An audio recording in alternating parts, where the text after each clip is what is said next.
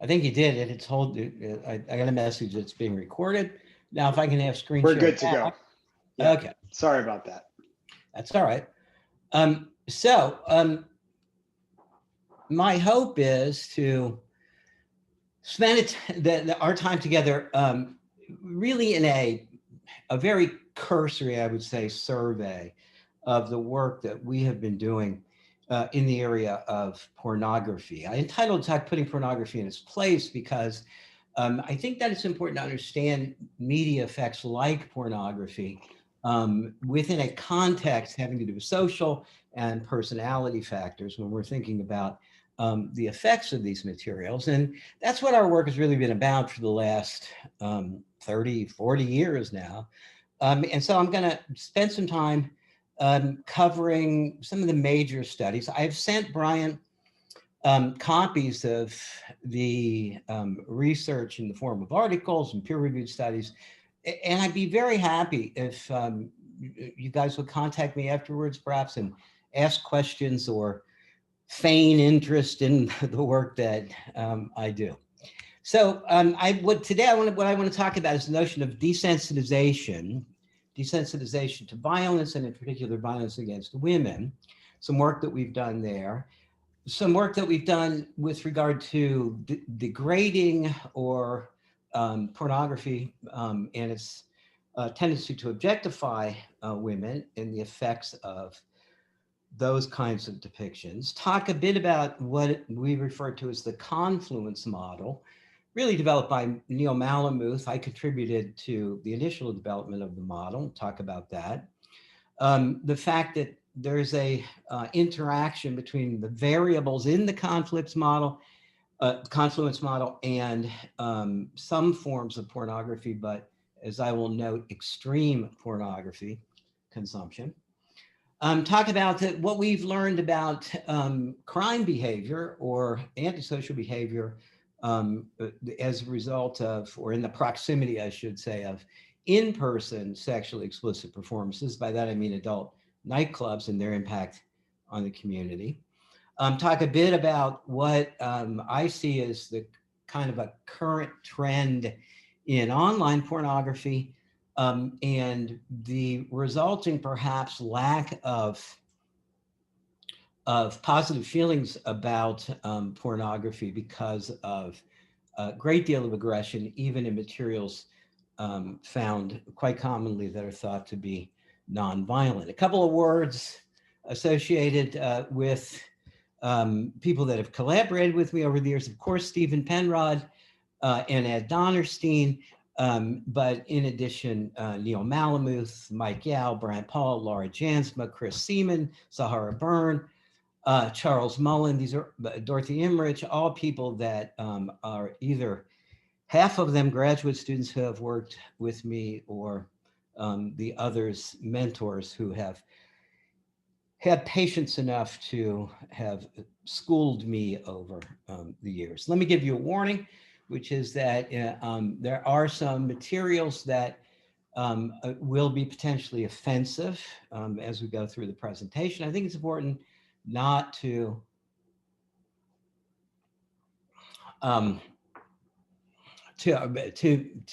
make sure that we understand something about the nature of the images themselves. So I do include them. And let me begin with this first notion, the idea of desensitization to violence. Way back in my time with Bryant at the University of Wisconsin, my dissertation was devoted to a concept in psychology that I become fascinated with was the notion of desensitization, a lessening in emotional or anxiety reaction in the face of a form of previously anxiety-provoking stimuli. And what I was interested in was whether or not long-term exposure to what at the time we labeled violent and sexually degrading depictions of women would result in a transference of that kind of desensitization to the judgments that were to be made about women in a legal context in which they had been the victims or the survivors of sexual assault. So in these studies, and there are several, what we would do is expose men to roughly either 2 or 5 presentations of full-length movies. Emblematic of the kind of material that we examined were films like these, available in the 1980s, Maniac, Toolbox Murders. Toolbox Murders becomes iconic in this regard because it combined the kind of sexuality and violence that we felt was perhaps most likely to produce a desensitization effect. So you would see a mildly erotic scene, and then, of course, psychotic killer would enter and badly mutilate the female victim. This would be a common trope in these materials and occur over and over, with shots such as this being part of the moments in the film that would come to kind of a crescendo. So there's always this combination of mild sexuality and violence. Our question was, would repeated exposure to these kinds of images spill over to judgments or levels of empathy that male viewers might have towards a female sexual assault victim? What do we find in studies like these? Well, we would measure people's anxiety, measure their depression on the first day, before and after viewing films. We would do this each day, and what I present here is just a 2-film versus 5-film comparison. The R-rated films, but for example, on first day, showing relatively high level of anxiety, viewers feeling that upon viewing the films at first, but that dissipating by the last day. And that happened whether you saw 2 films or 5 films. Once the men got used to the fact that they were seeing this kind of violence, the level of anxiety and depression decreased. This didn't happen, however, with regard to kind of control films that we were interested in using. At the time, R-rated teen sex films, and then X-rated sexually explicit films that would be at the time very common of the pornographic genre. We didn't see that same sort of emotional desensitization over time. Their perceptions of the films began to change also, so that they began to see less violence, reported less negative arousal in the R-rated violent film conditions, the slasher films, as we called them at the time. Still believe the films are kind of degrading to women, but increase their enjoyment and begin to, in fact, in many ways, to see less sex and violence in the films across time. Most importantly, though, after exposure to and then desensitization to these R-rated violent films that juxtapose violence and sexuality, when the men were put in a different situation, in this case, they're contacted and this is our paradigm generally, contacted by another department, told to report to that department if they wish to participate in the study. In this case, they would view a legal trial. The victim would recount her experience. And then we would ask these men, how sympathetic are you towards the victim in a variety of ways, and generally, how empathic are you towards rape victims generally? And what we find is that those, and only those, exposed to the R-rated films who had become desensitized were more likely to be less sympathetic to the victim of rape presented at the trial in a different location. And they were also less likely to indicate that they empathize with rape victims in general. And in this particular study, it took 5 films really to result in that generalized lack of empathy. So what we were concerned with at the time, and I'm still concerned with, is the idea that not so much a behavioral effect as a kind of emotional de-arousal or a lack of anxiety that causes people to be complacent in the face of violence, or to feel that what they're seeing, be it violence in a sexual context or a non-sexual context, in this case, violence against women, is not as serious as they thought originally before being exposed to that form of media. Now, we've also done other studies in which we've tried to look at the rebound effect associated with viewing these materials. In other words, if you waited a certain amount of time, is it the case that people would become more sensitive or lose their insensitivity and rebound to a pre-study level of anxiety and depression? Short story is that yes, they do. Takes sometimes a little while, but they eventually get back to their pre-levels of anxiety and depression. In this study, what we were interested in, a second study in which we were looking instead at domestic violence victims and the survivors' stories about their experience with domestic violence and the harm done to them, oftentimes emphasizing their injury. And the level of despair and sadness associated with their victimization. We wanted to see if the effect would generalize to that population beyond a legal trial and a sexual assault victim. And we found that it did. So when estimating after viewing the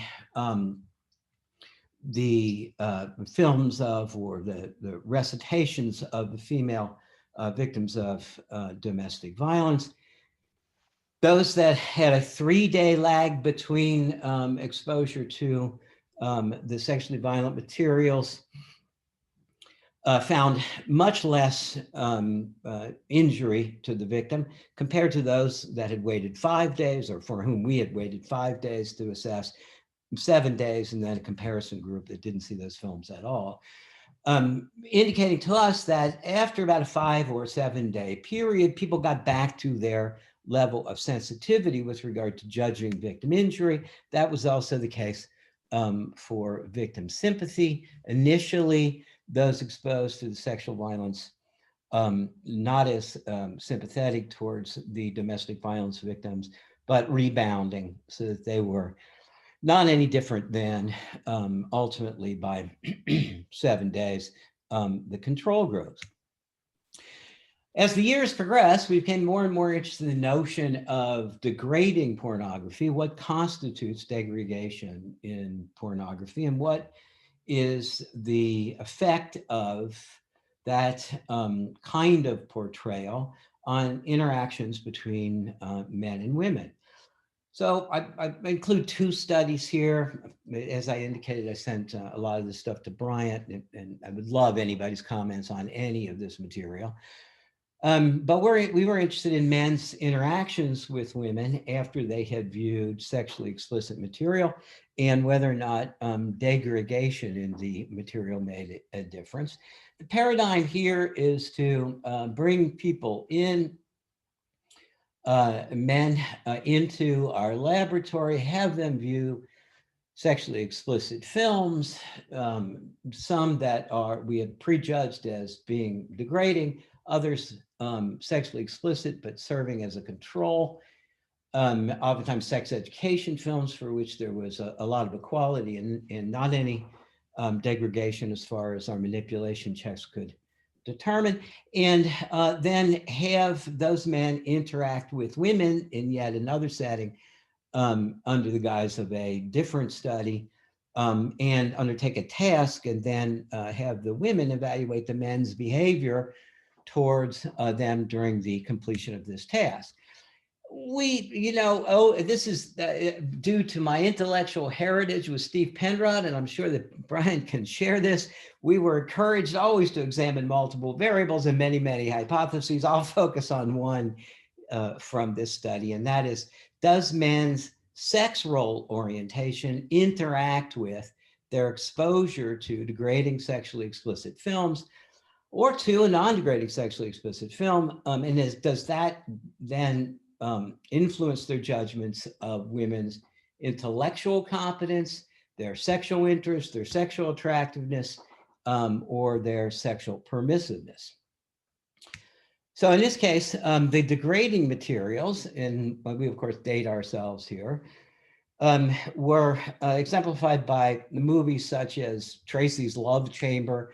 But what we had done is pre-tested these films so that we were able to differentiate the degrading from the non-degrading film condition in terms of the woman being portrayed as a man's subordinate, or the woman seemed to be overly promiscuous, or the woman seemed to worship the man's penis, or turned on by the man's penis. The man used the woman in the film.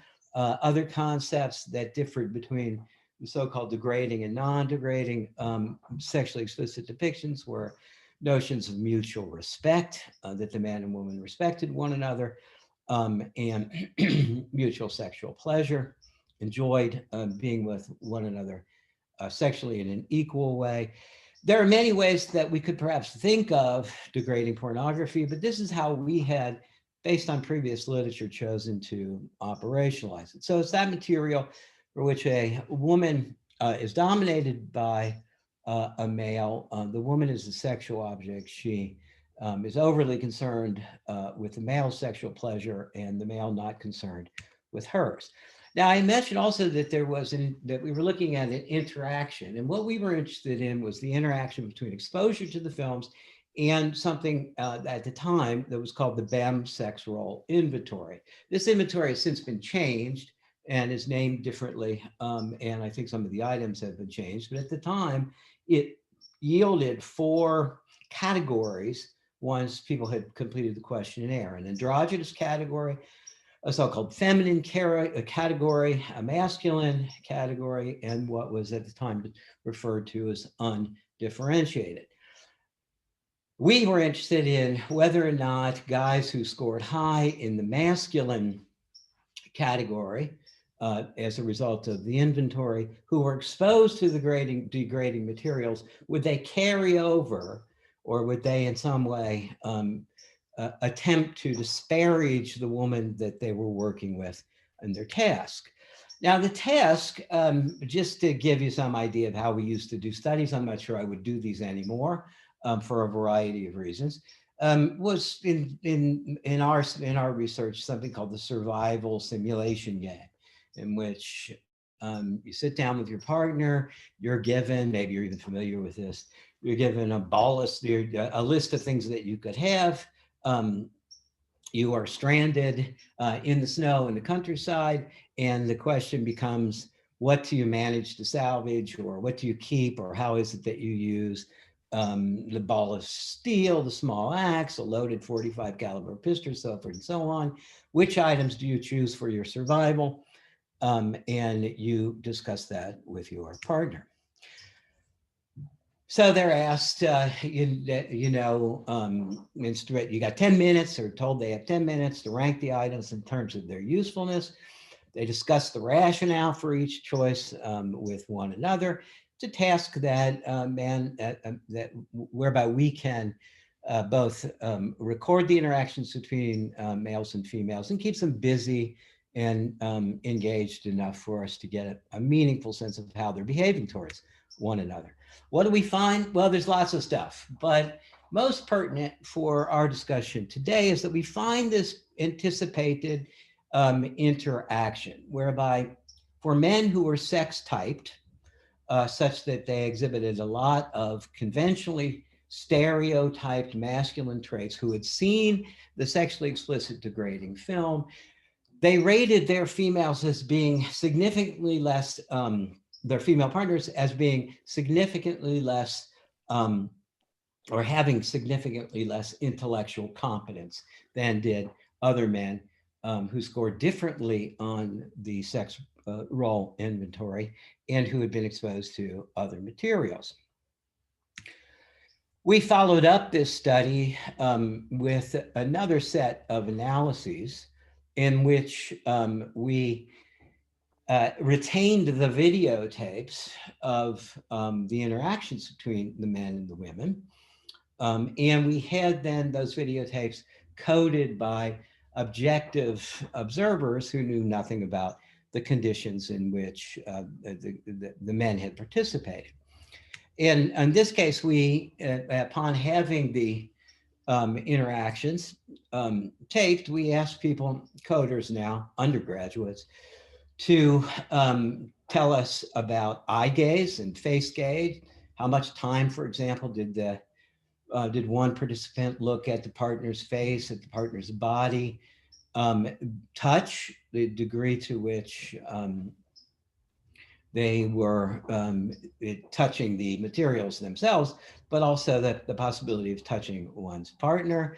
And then what we called miscellaneous, but turned out to be pretty important, which were the degree of intellectual contribution of one's partner, and the degree to which the participants appeared to either ignore or to pay attention to the contributions of the other person. Remember now, these are all coded by observers who look at the videotapes and make these assessments. What we see is that in this study, there was again this interaction, but there was also, most importantly, a tendency for those who viewed sexual films, degrading or not, by the way, to just for men who, for the men who viewed sexually explicit films, degrading or not, for them to be more dominant towards their female partner. They showed greater anxiety, often ignored the intellectual contributions of their partner, positioned themselves perhaps ironically further away, but tended to touch their partner for longer periods of time, spent less time looking at their partner's body or face, interestingly, compared to those that were that had previously viewed non-sexual films. So a mixed bag of findings, but a tendency, I would say, among those that had been pre-exposed to any kind of sexual depiction, degrading or not, to in some way be not too attentive to the contributions of the men, attentive to the contributions of their partners, and diminish in some way their intellectual their intellectual contribution and be more dominant in the interaction. Further, then exploring this idea of exposure now to materials that you might not think of as sexually explicit, but that by this time had become extremely popular, which are sexually explicit, at least by the standards of the time, video games, and the extent to which men who played sexually explicit video games came to make a cognitive association between women and some forms of subordination, objectification, degradation, and then might be willing later to indicate that they would sexually harass a woman on the basis of a variety of questions that we asked. The question being, does playing a video game prime thoughts about sex in such a way as to associate degradation and sex in one's mind, and then does that spill over to decision-making that you might make about women as a man in other situations? In this case, we used a game that was popular at the time. I assume it's still around, and perhaps maybe been updated, but there are still many like it, called Leisure Suit Larry, and in this case, the cum laude edition, in which Leisure Suit Larry goes about campus, and you have to, as a player, take Leisure Suit Larry through a variety of scenarios that include 17 different locations around a college campus, interact with the female characters, you play little games, you drink with them, you have them engage in trampoline jumping or wet t-shirt contest, you engage in humor or sexually suggestive conversation, sexually charged narrative, and you gain points and advancement as a result of engaging in what is, by today's standards, forms of sexual harassment.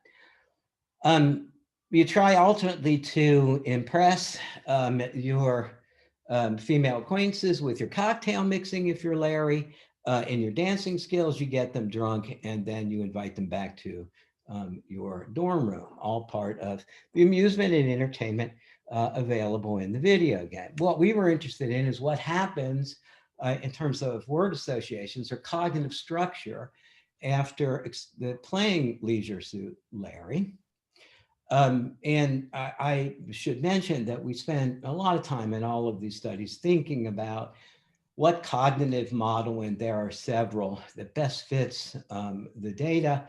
I won't go into all the iterations of cognitive structures and how they were conceived in the 90s and 2000s and so forth. You can read about that in the articles if you're interested.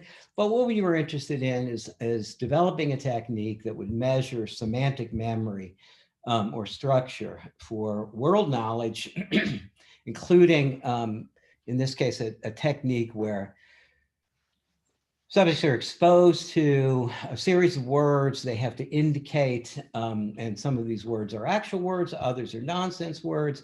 They have to indicate whether this is a word, yes or not a word, no, no, yes, no, depending on whether or not it's a word. And what you're really interested in is the response time associated with how quickly they come to the judgment. The shorter response time being presumably an indication of a cognitive structure, cognitive map, whereby two concepts are closely aligned with one another and easily accessible. So interspersed with the words non-words were 10 sexually objectifying descriptions of women, as well as 10 neutral words, and then a variety of other references to females.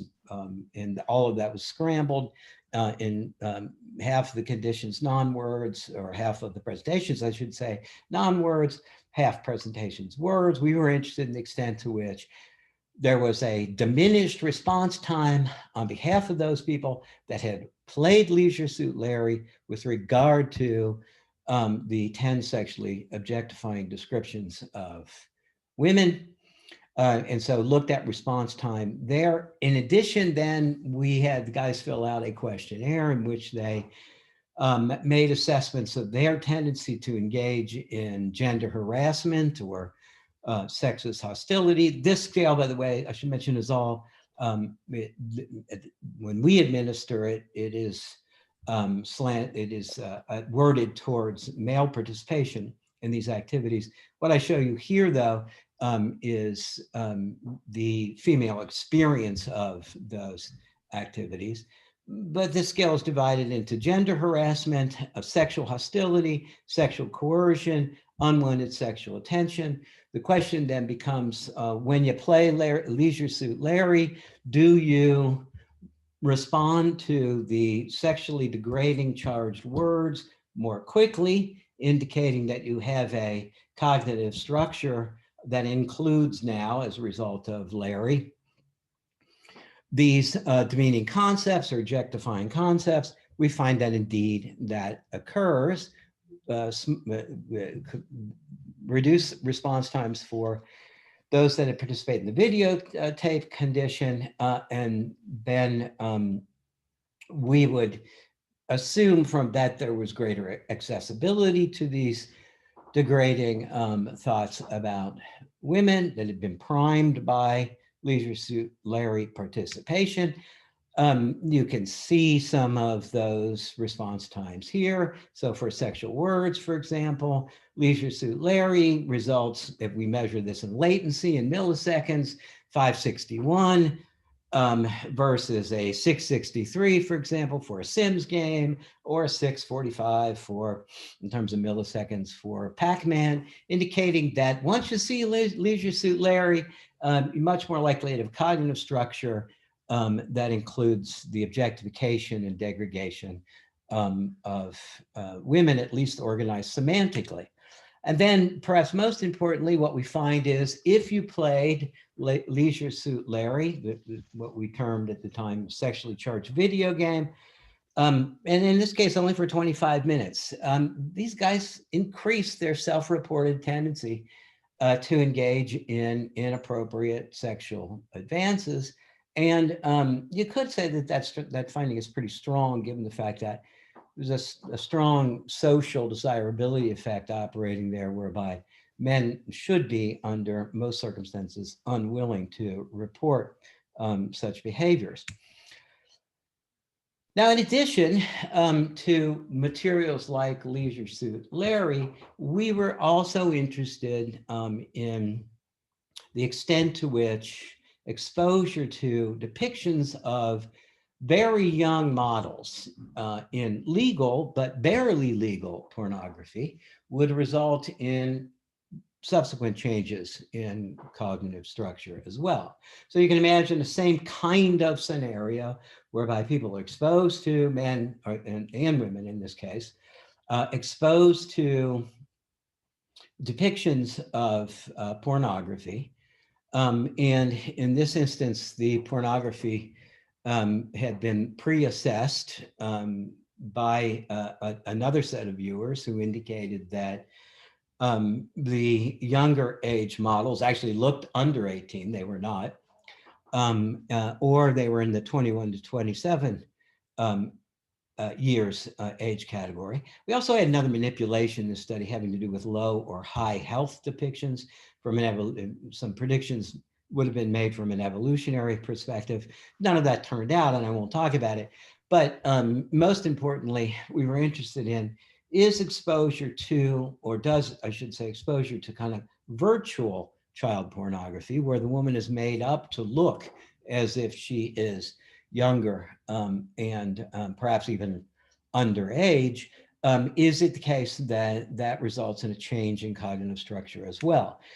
So the idea then is, in this study, once people had been exposed to the barely legal pornography, was it the case that if they were then exposed to depictions of children, would they come to rate these children as more sexy, erotic, or arousing than would be the case for those that had been exposed to the more clearly adult pornography? And indicating that there's a cognitive structure surrounding even children after exposure to virtual child pornography, whereby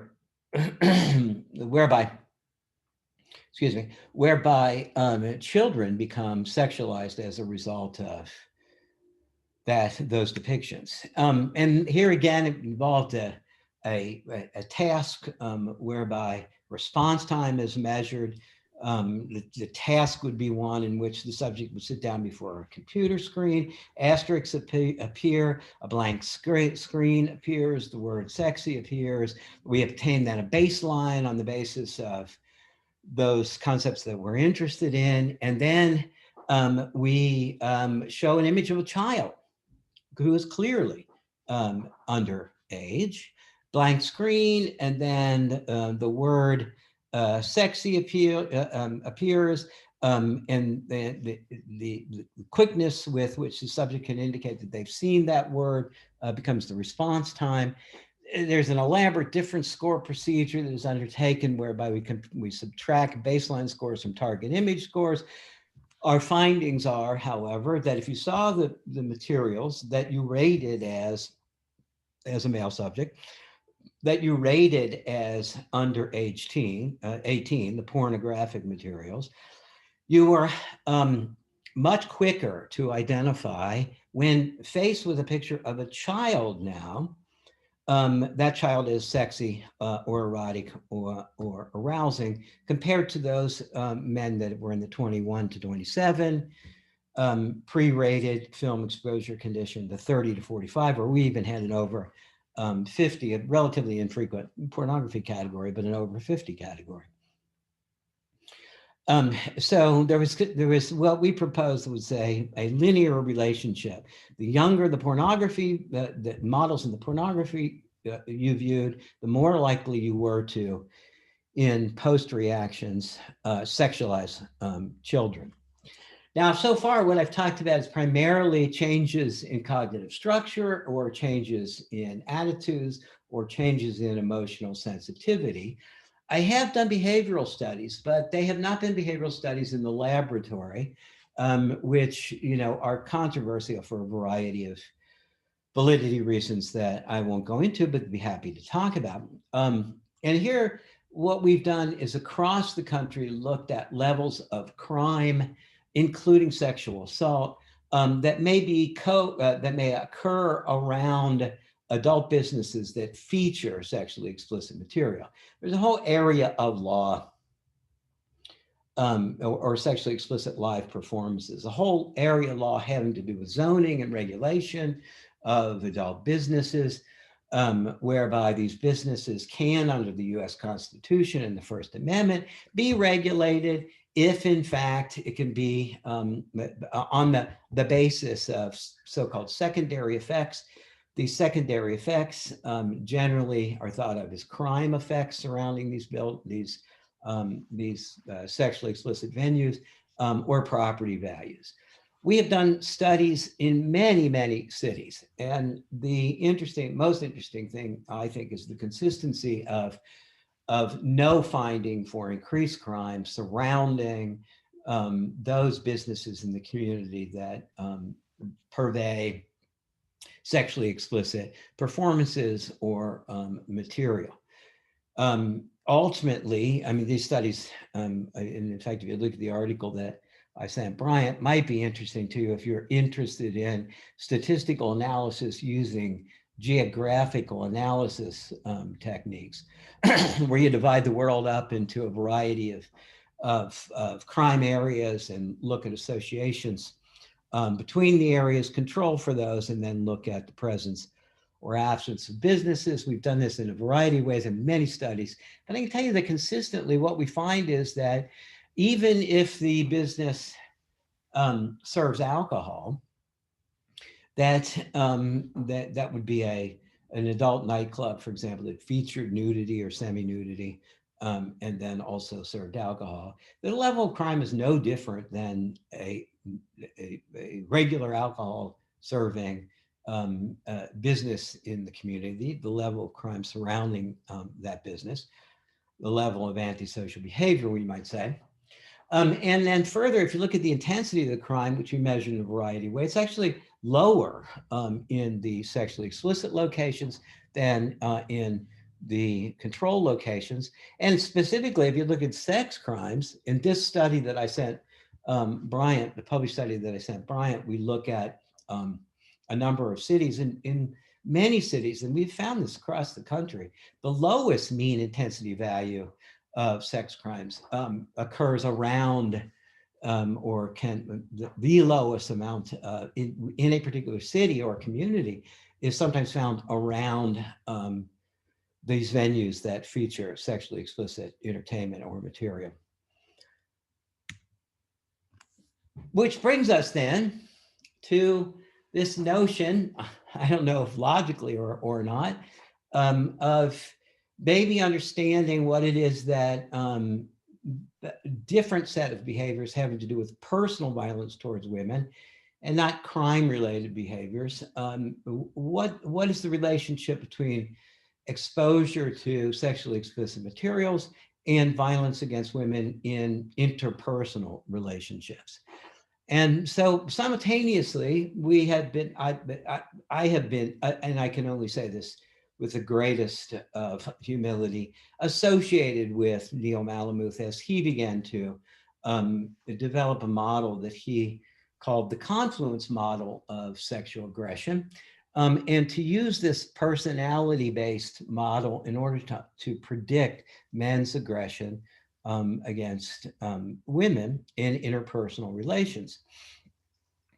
In this case, though, we had data across a 10-year follow-up period, and we were able both to survey males and females in their personal relationships and look at level of reported sexual violence as reported by males and the level of reported sexual violence as reported by their partners, females. We were interested in a number of personality variables. Many are assessed here, but grouped by a series of component and other analyses into two primary groupings. One which has been termed impersonal sex.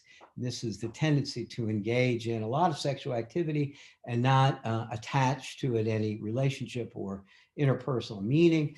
And something called the construct that we have since labeled as hostile masculinity, in which you display a lot of anger and aggression in your thoughts towards women. What we found when surveying these individuals and then following them up after 10 years, attempting by time one to predict what their behavior would be at time two, we found that interpersonal sex and hostile masculinity were in fact very reliable constructs in the prediction of later sexual aggression, even 10 years later.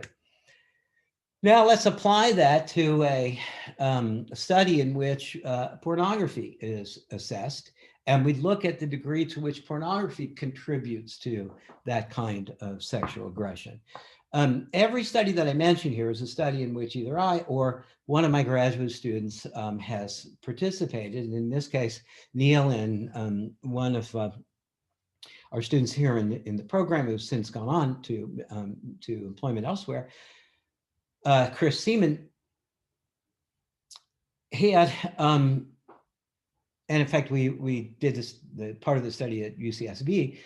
We assembled a group of 1,148 male students across 13 campuses and looked at many of the variables associated with the Confluence model of sexual aggression, adding to that a couple that are of use to us when we think about media depictions and their relationship to interpersonal violence.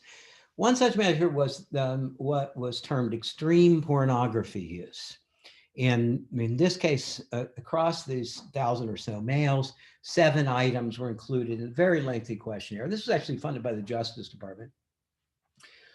That inquired about the frequency of what might be considered consumption of what might be considered, I should say, extreme pornography. That included rape depictions, S&M, bondage, sex with animals, child pornography, snuff films, which are defined as women being murdered in a sexual context. And then the participants indicated if they had viewed this types of pornography, and then on average with what frequency, included pornography use of this sort in the model, then asked them about non-contact sexual offenses, like making obscene phone calls, posting pictures of someone nude, or having social media without their of them on social media without their permission, or contact sexual offenses in which they reported on their attempts to do things such as threatening to physically harm someone that was close to them, or using force. Or even we ask it, finally, do you think you might have even raped someone? All of these responses and constructs, I won't go into all the details. We go into exquisite detail about all of this in the studies that I have sent. But the question was, what does extreme pornography use have to do with ultimately the presence of sexual violence among all of these men across these several campuses? And what we find is there is a relationship. You could argue that it goes through hostile masculinity, but the usual hostile masculinity and impersonal sex constructs show up as being important for predicting sexual violence, but extreme pornography use is also related to both directly and then through these other constructs related to the incidence of self-reported sexual violence. Finally, I've become interested in what's on, and my graduate student, Brian Paul, have become interested in what's on the internet, and particularly with regard to Pornhub and what kind of depictions are found there. And here, what we have discovered, what Brian Paul has documented is that in a vast majority of scenes, and in fact, that there is a great deal of aggression towards women, slapping, hitting, choking, a variety of, doesn't rise to the level of murder or assault that would be judged as severe, but a certain amount of constant degrading aggression against women. Almost all of it directed towards women, very few incidents of aggression towards men. And men, in fact, are the perpetrators of this aggression. Brian Poe had examined 10 of the most popular categories and found that all of the categories included a lot of aggression. The amateur and teen categories had less aggression, while those categories that were called X video hardcore and some others had significantly more physical aggression against women. None of this, of course, labeled as aggression, and so it's almost seamlessly integrated into the depictions that one would hardly notice. But the woman is slapped, the woman is spanked, the woman is hit, the woman is choked in a variety of genres that are ostensibly nonviolent pornography. So I become interested then, just to conclude here, because I'm sure I've droned on enough, in the idea that there is a lot of degrading material on Pornhub, and that women are becoming, I think, increasingly impatient with the idea that men who have been exposed to what is previously thought of as nonviolent pornography are exposed to materials that subordinate women in a real way, and that the objectification of women as a result in their personal relationships of men being exposed to pornography might be occurring. And so I would like to do research, but I can tell you it's very difficult to find people that are willing to undertake this kind of research, not because they object to it as much as it's kind of fallen in its way out of fashion. But to address the question of what, is sex what porn says it is, and the extent to which those young people entering our institutions have experienced sexual encounters that include these levels of lower level violence and aggression, and what it might mean in terms of their interpersonal relationships. I'll end at that point. Thank you very much. I'll take any questions that you might have.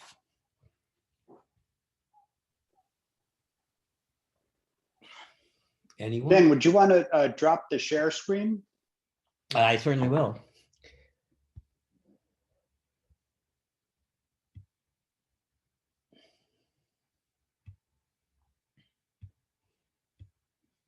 Maybe I will. Did I? There we go. You got me? Got it. Okay. Questions for Dan? Discussion, comments? I'm sorry to have droned on so long. No worries. Thanks for joining us. It's really interesting to see your research, and I was particularly struck by the finding that the sort of adult establishments did not have any crime higher around them, because I actually, when you were first presenting that, I thought that perhaps they would be situated in more dangerous neighborhoods because of zoning or neighborhood opposition or whatever. So that was particularly interesting. That's also that's a good observation on your part. They often are situated there. The question becomes, compared to what? So if you can control for that zoning by examining other areas that are zoned in a similar way, and look at levels of crime, and then make a kind of quasi-experimental control comparison between areas of crime, you find the area that is identical on many, many features, from sensitive information and other features that can be identified. controlling for those features, no more crime in the sexually explicit business area than in the control areas. It's also the case, so your instinct's right with regard to zoning. They try to zone in most municipalities these businesses to sort of marginal areas in the community anyway. The problem is, from the point of view of those that wish to put these businesses in an area that is inaccessible, is that in many communities, it is those very areas that whereby income, building, and development increases. So you actually find yourself in a lower crime situation than you would otherwise, because the previously marginalized areas are rehabbed in a way that decreases criminal activity.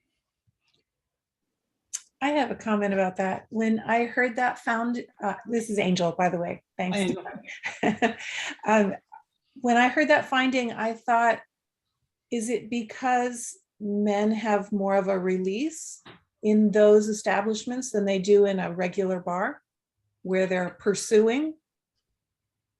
I have a lot of theories about it, but I'll caution or temper myself by saying I have not obtained very good empirical evidence for any of these theories. But what I think occurs in a alcohol serving establishment that does not feature adult entertainment is that there is a lot of jostling and competition among men and women for mates. Right. And that causes a lot of aggressive activity, particularly among males. And then males are always getting into fights. They are both in the establishment itself and surrounding areas.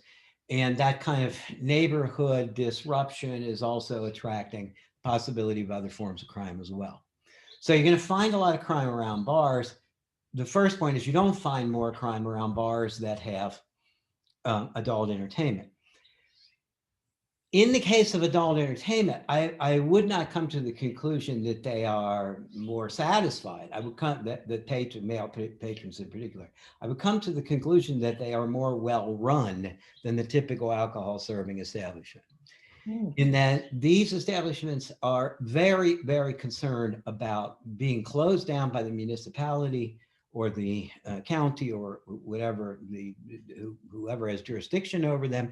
And so they monitor their premises very, very carefully. That they keep men in particular, who are the cause of most violence in this world, apart from one another. They don't have a opportunity to be in competition with one another for the presence of or attention of a female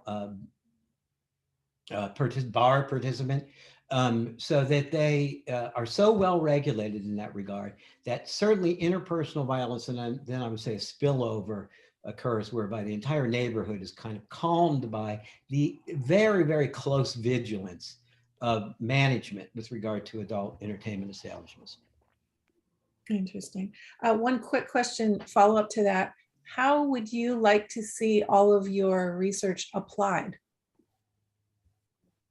Well, I mean, if you look across everything that we've done, and what I think about pornography now, I would say that there's three big problems. The first problem is just emotional desensitization.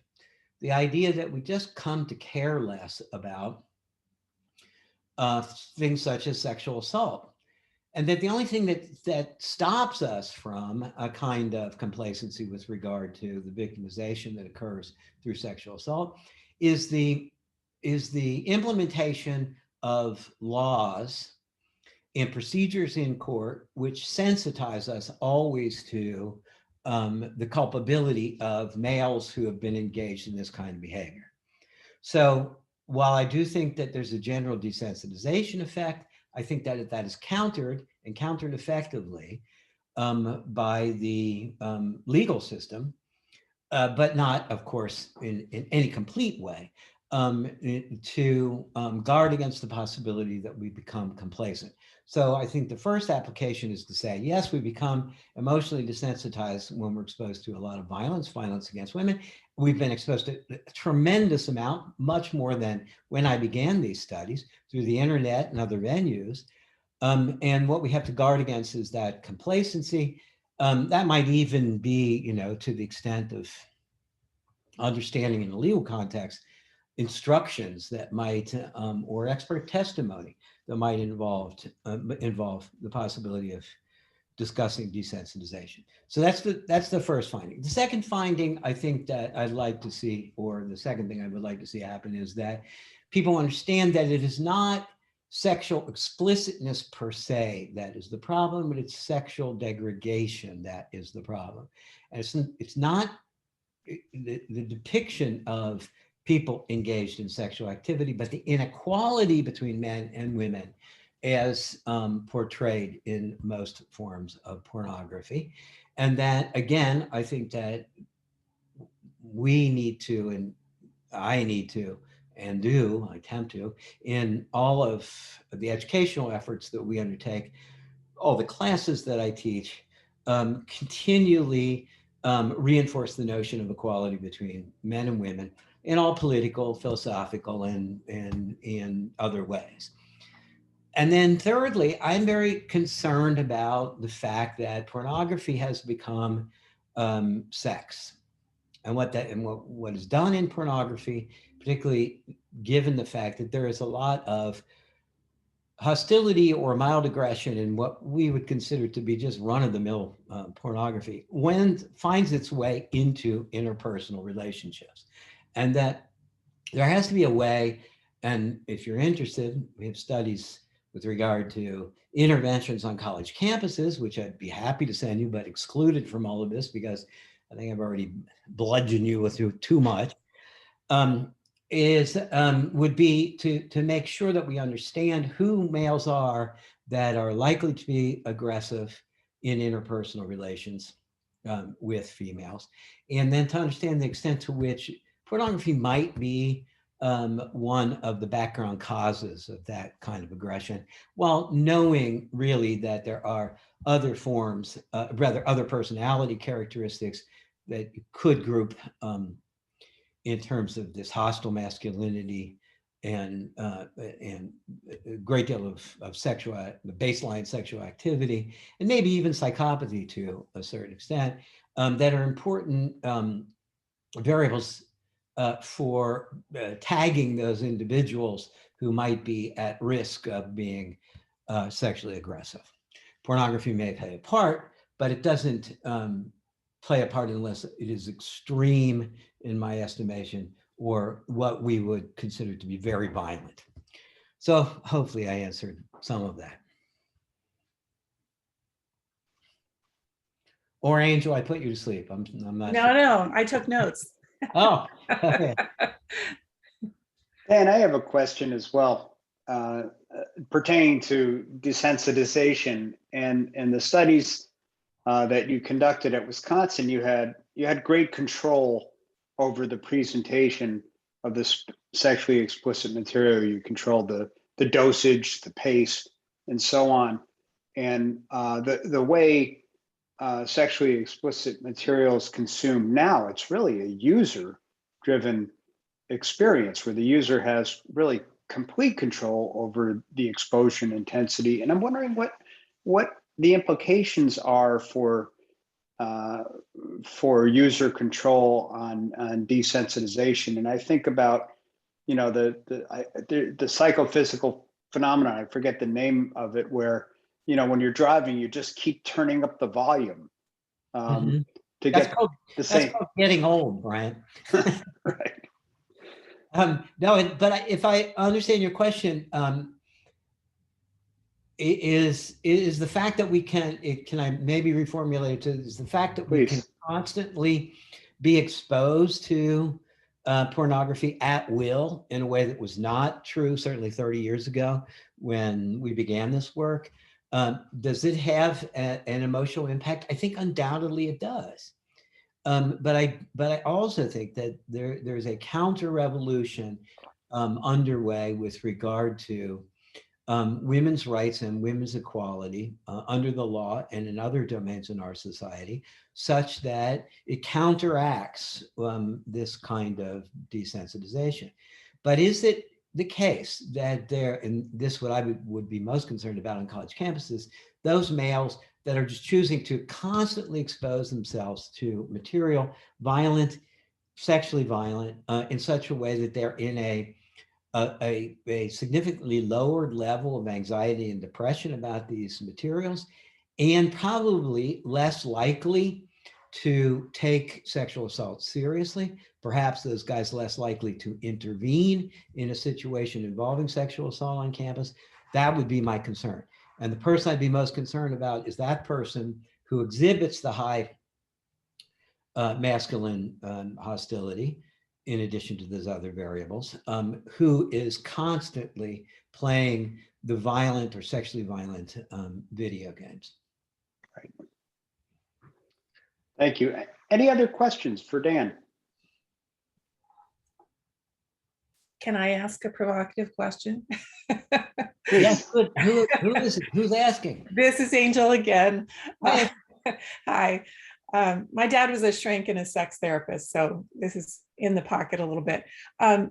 What motivated you initially in this area of study?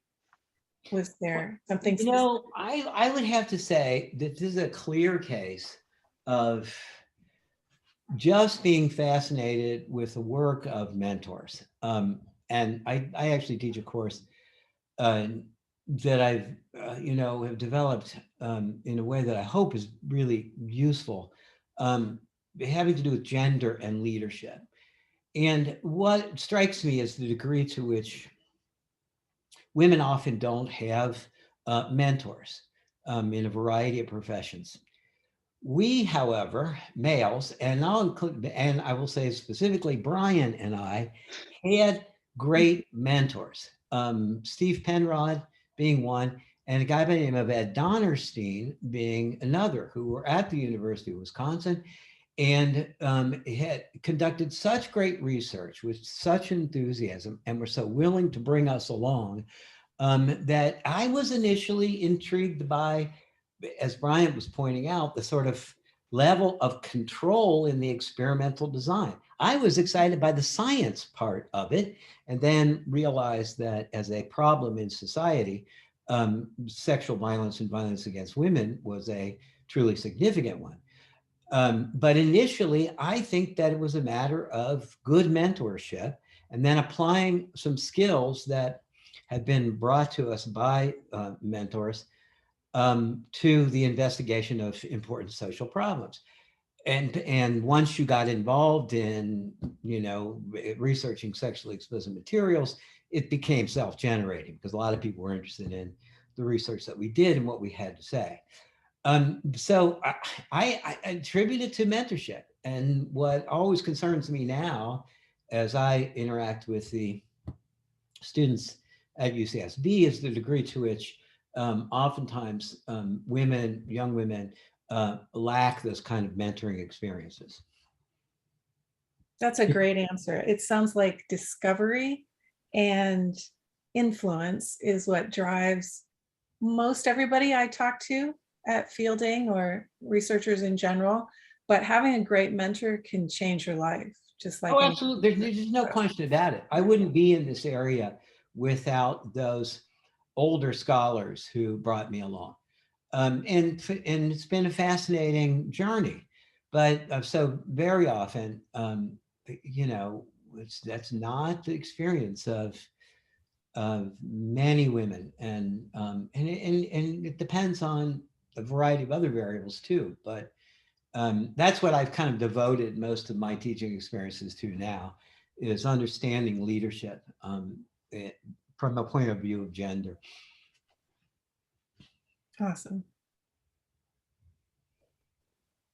Well, Dan, this has been fantastic. You've been very generous with your time and your thoughts. There's some comments in the chat window also. Oh, should I look? Sure. But here's my invitation to all of you. I don't know what Fielding does in terms of bringing students to Santa Barbara. My guess is everybody's scattered across the world now, right? We have pretty large concentrations in California, but also Southeast and New England. But we are going to in large numbers descend upon Santa Barbara in the second week of January. Okay. Well, my invitation is that to all of you that we get together in January in Santa Barbara so that we can discuss this further. I'm very interested in the class you guys are offering in media and psychology, and maybe I guess this presentation was probably heavy in media and not too fleshed out in terms of psychology, but maybe we can generate more discussion in that area. So let me look. Hey, Dan, some time for questions. Your body of really quite impressive. Why, thank you. Excellent presentation. That's ridiculous. These are people that I don't see in the thing. They had to leave. Oh, okay. They just wanted to express their all right. Well, thank you. Thank you very much. I'm on. Thank you very much. Thank you. And, okay. I'll be in touch. Should I sign off? Anytime you're ready, and I'll be in touch soon. Thanks. All right. Bye. Nice meeting you all.